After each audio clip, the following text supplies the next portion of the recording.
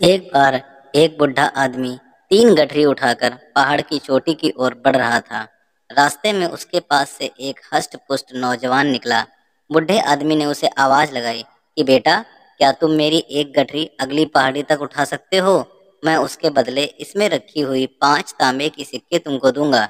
लड़का इसके लिए सहमत हो गया।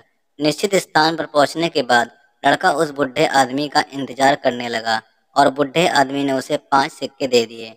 बुढ़े आदमी ने अब उस नौजवान को एक और प्रस्ताव दिया कि अगर तुम अगली पहाड़ी तक मेरी एक और गठरी उठा लो तो मैं उसमें रखी चांदी की 5 सिक्के और 5 पहली गठरी में रखे तांबे के 5 सिक्के तुमको और दूंगा। नौजवान ने सहर्ष प्रस्ताव स्वीकार कर लिया और पहाड़ी पर निर्धारित स्थान पर पहुंचकर इंतजार करने लगा। बुढ़े आदमी को पहुंचते पहुंचते बहुत समय लग गया। जैसे निश्चित हुआ था उस हिसाब से बुजुर्ग ने सिक्के नौजवान को दे दिए। आगे का रास्ता और भी कठिन था। बुजुर्ग व्यक्ति बोला कि आगे पहाड़ी और भी दुर्गम है। अगर तुम मेरी तीसरी सोने की मोहरें की गठरी भी उठा लो तो मैं तुमको उसके बदले 5 तांबे की मोहरें, 5 चांदी की मोहरें और 5 सोने की मोहरें दूंगा। नौजवान ने खुशी खुशी हामी भर दी। निर्धारित पहाड़ी पर पहुंचने से पहले नौजवान के मन में लालच आ गया कि क्यों न मैं तीनों गठरी लेकर भाग जाऊं। गठरियों का मालिक तो कितना बुजुर्ग है, वह आसानी से मेरे तक नहीं पहुंच पाएगा। अपने मन में आए लालच की वजह से उसने रास्ता बदल लिया। कुछ आगे जाकर नौजवान के मन में सोने के सिक्के देखने की जिज्ञासा हुई। उसने जब गठरी खोली तो उसे देखकर दंग रह गया, क्योंकि सारे सिक्के नकली थे। उस गठरी में एक पत्र निकला।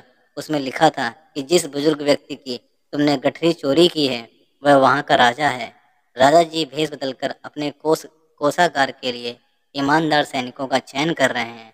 अगर तुम्हारे मन में लालच ना होता तो सैनिक के रूप में आज तुम्हारी भर्ती पक्की थी, जिसके बदले तुमको रहने को घर और अच्छा वेतन मिलता। लेकिन अब तुमको कारावास होगा, क्योंकि तुमने राजा जी का सामान चोरी करके भागे हो। यह मत सोचना कि तुम बच जाओगे, क्योंकि सैनिक लगातार तुम पर नजर रख रहे हैं। अब नौजवान अपना माथा पकड़कर बैठ गया। कुछ ही समय में राजा के सैनिकों ने आकर उसे पकड़ लिया। उसके लालच के कारण उसका भविष्य जो उज्जवल हो सकता था वह अंधकारमय हो चुका था। इसलिए कहते हैं लालच बुरी बला है। दोस्तों, इससे ये शिक्षा मिलती है कि ज़्यादा पाने की लालसा के कारण व्यक्ति लालच में आ जाता है और उसे जो बेहतरीन मिला होता है उसे भी वह खो देता है। सदैव प्रसन्न रहिए, जो प्राप्त है पर्याप्त है। तो इसी छोटी सी कहानी के साथ विदा लेता हूँ और आशा करता हूँ कि आपको यह कहानी पसंद आई होगी। तो दोस्तों, please like, subscribe and share this story and please subscribe my channel. मिलते हैं अगली कहानी में, तब तक के लिए धन्यवाद। नमस्कार दोस्तों।